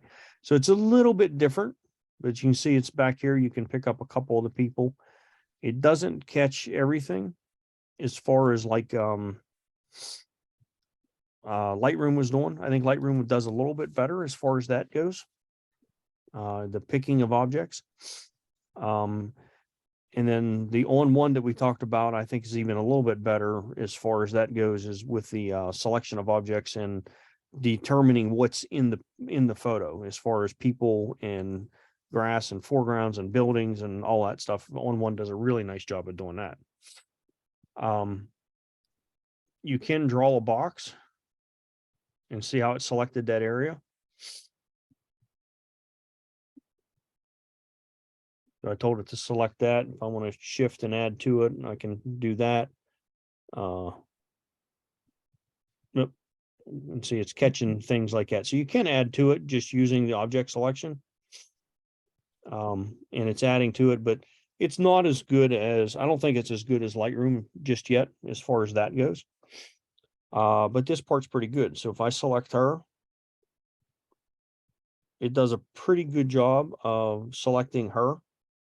And what I wanted to do is get into like her hand and stuff like that. If you look here, it really did a good job of selecting all of this, or music instrument, or whatever that clapping thing is that she uses.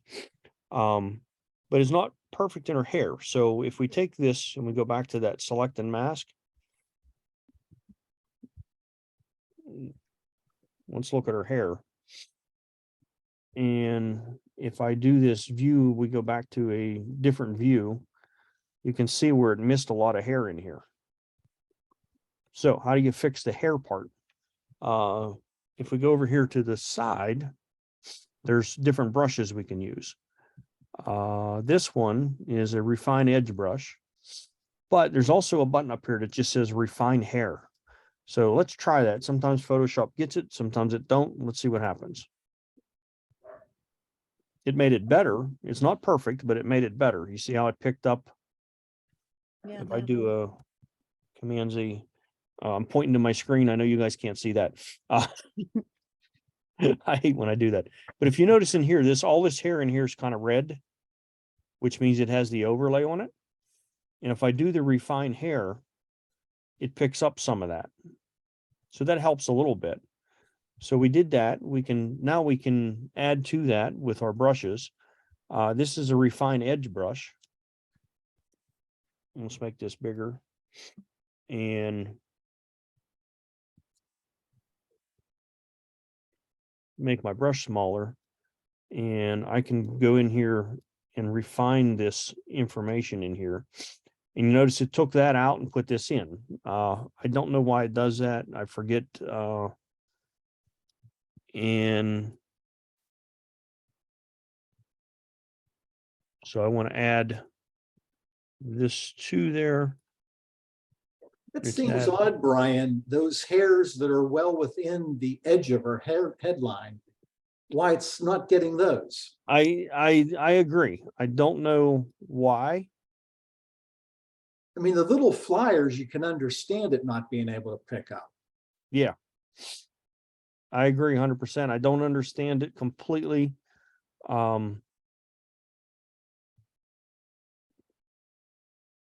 Like that. I'm trying to add that in and it doesn't want to add that.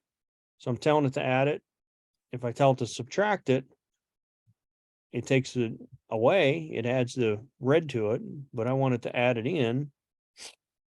And it's not adding it in the way I expected it to. But we can change our brush and do this. And that added that in, but it also added back in here, so we can go back to negative and delete some of that back out of there. So like I said, I like the Lightroom version of this better. And I'm sure that I'm not doing this perfectly, because I just don't do that this often in Photoshop. And I'm sure there's better ways of making this happen. But to me, it's good, but I don't know. I'm not that great with Photoshop. So, but I wanted to show you in some of this stuff, especially these adjustments over here, as far as your selection goes. Go back to on black. If we go down here to this, actually, that's one I wanted to show you. Let me turn that back off. So there's the selection, which is the basic selection. I did screw around a little bit with it. So If I one go thing back we to do that a lot of in Photoshop is decontaminate colors and I add that on, you can see that selection get better around her hair. And it adds into the selection of the hair. So that works pretty good with hair, as far as helping out.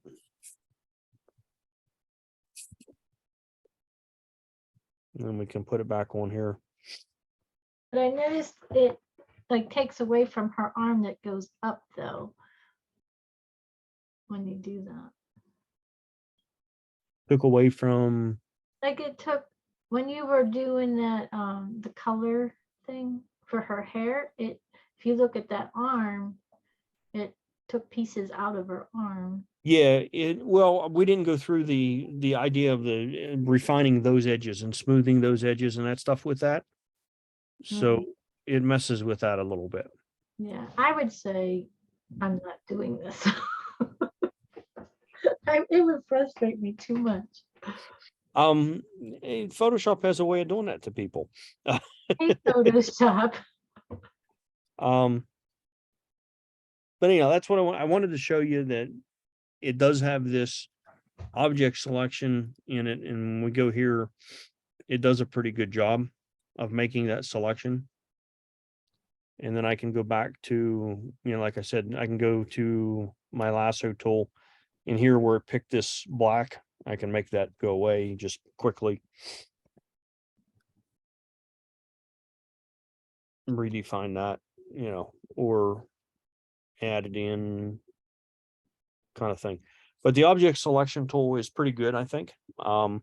It's not doing too bad of a job, but like I said, I like to work in Lightroom more, so I'm not 100% on the Photoshop part. And if I confused anybody or you felt cheated, sorry. I don't know. For some reason, Lightroom seems to work better for me. I'm able to do the stuff that I want to do in Lightroom quicker and easier than I can in Photoshop. Okay. Any questions? Nope. I'm impressed in how the object detection works. It's pretty cool. Yeah, I agree. I think it does pretty good. It doesn't like here, it's not picking up the top of this part of the iron, but it's doing a pretty good job. It's doing a really good job of catching those trees or, well, pieces of wood. And same thing over here, the book and that is really good. That book is a really good a really good pick on that. So Brian, I don't know if you're in a position to show an example of this, but I've always had problems when I'm doing any type of masking, like that tree line photo that we were critiquing right before you got started. If I wanted to do some drastic changes to the sky, selecting the sky versus the trees, if you will, has always been an issue where you get kind of some of the branches, but not all of them, and then it really Yes. looks funky. Do you know how Lightroom and or Photoshop handles that? Well, Photoshop, I believe if you spend some time using it and understanding how the defining of the masking area works, will pick all of those branches up. I think it has the ability to do that, but you have to, like, I don't know enough about it to know exactly what adjustments to make to do that. But that's how they do these selections that they do, that you see where they do almost, nearly perfect sky replacements. And it's through all these branches in a tree, like in this picture here, all this, I don't want that on, all this white in here and branches and all that. Photoshop has the ability to pick those up, but I don't know how to define the masks that well to do it, but it can do it. Okay. I don't think that Lightroom has the ability to get that detailed, but Photoshop does.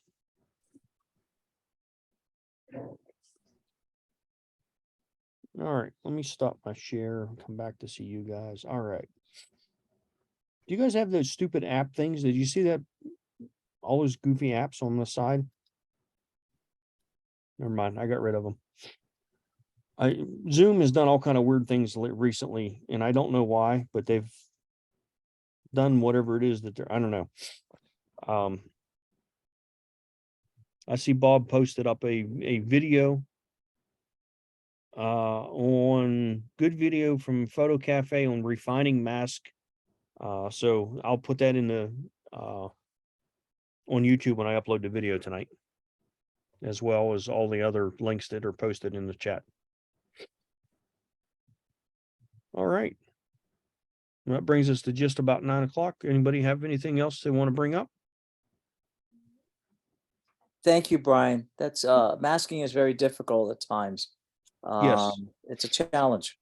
It's a very challenging. You just got to I- practice and look at different videos and see how different people do it and all that. But Mhm. it is a challenge. I like to mask things that are square Hmm. and well defined. That one side is black and the other side is white. It makes masking really easy. Well, then only take photographs like that then. I can start just taking pictures of boxes. I'll be okay. It's nice to know that other people have trouble with that stuff too, because Oh, I certainly do. I've been Yeah. messing with Photoshop for years, and I have a lot of problem with it. Now, there's somebody on here tonight. She don't speak a whole lot, Rebecca, but I believe she has at one time she had her whatever degree it was in Photoshop. that You you can- calling me out, Brian? I am calling you out, Beckett. Hi, guys. Hey, Do you still have that, or are you up to date on that? No, not exactly. I was certified for a couple of years, and I unfortunately haven't been in Photoshop a whole lot lately, but I've been watching a lot more of tutorials and trying to get caught up a little bit with those neural filters, because those are just mind blowing. Yeah. So I'll get there again. Okay. Brian, Yeah. just to add a comment. When you do a selection, there's two ways of doing it: on the computer or using having iCloud do it. It's on the top of your screen, and if you have iCloud do it, it takes a bit longer, but it's a better refined masking of the object. That is So- true. I forgot to mention that, Bob. Thanks for bringing that up. You can have what's called iCloud do it, but basically it's Adobe. But to do that, you have to upload your photo to Adobe. So it uploads a photo, Adobe goes through it and does the selection for you. And they do a better selection that way. But it does take longer to do it. So yeah, I forgot to mention that. Thank you, Bob. I forgot to bring that up. All right, guys. Well, thank you all very much for attending this evening. What's our next thing that we're doing? Pull my Station Saturday. Station Saturday on the 28th. It's over at Marty's place. She'll be putting out information on that. February The February meeting is going to be post-processing workflow, and it looks like, oh, look at that. Me and Beth are doing that. So we're going to show you what we do as far as a workflow, how we go from beginning to end. Once we've taken pictures, we've come home, and we're going to put them on the computer and go from there. Show you what our workflow is. And God, I don't remember volunteering for that. The SWG meeting is the Photoshop layers, and Brian's name was underneath that too. Wonderful.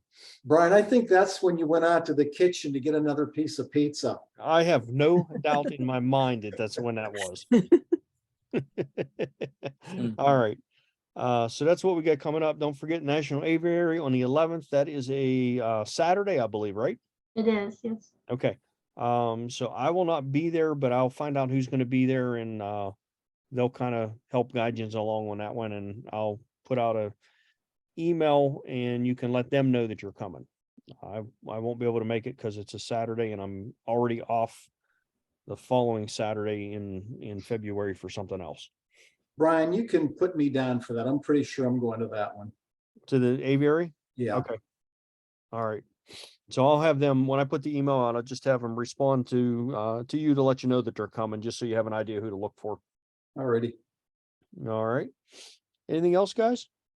Nope.